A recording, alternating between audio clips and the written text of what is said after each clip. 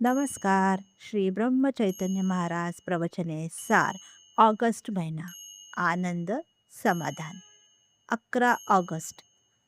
समाधान भगवंताशिवाय कोठेही नाही. जे आपल्या बुद्धीला पटते आणि अनुभवाला येते ते सत्य आहे असे धरून चालायला हरकत नाही. मग त्याच्या आड कोणीही येत असले तरी त्याची आपण पर्वा करू नये. पण ते सत्य अनुभवायला यायला आमची बुद्धी स्थिर पाहिजे. हल्ली जगात बुद्धिभेद फार झाला आहे. अशा वेळी माणसाची बुद्धी स्थिर राहणे फार कठीण झाले आहे.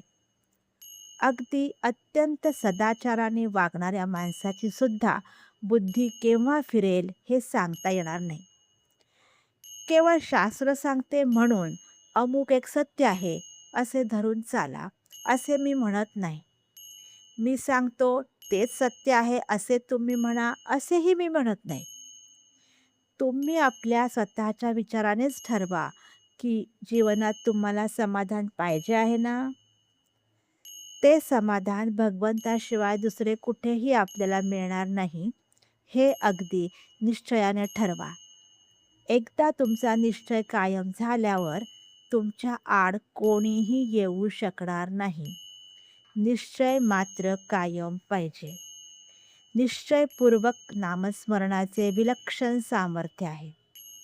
नामी ठेवावे चित्त, तेच मानावे सत्य. हा निश्चय ठेवा मनात, मन होईल निभ्रांत. काही बोलायचे असल्यास, सांगायचे असल्यास, शेअर करायचे असल्यास, मन मोकळे करायचे असल्यास कमेंट करा. आनंदात राहा. धन्यवाद.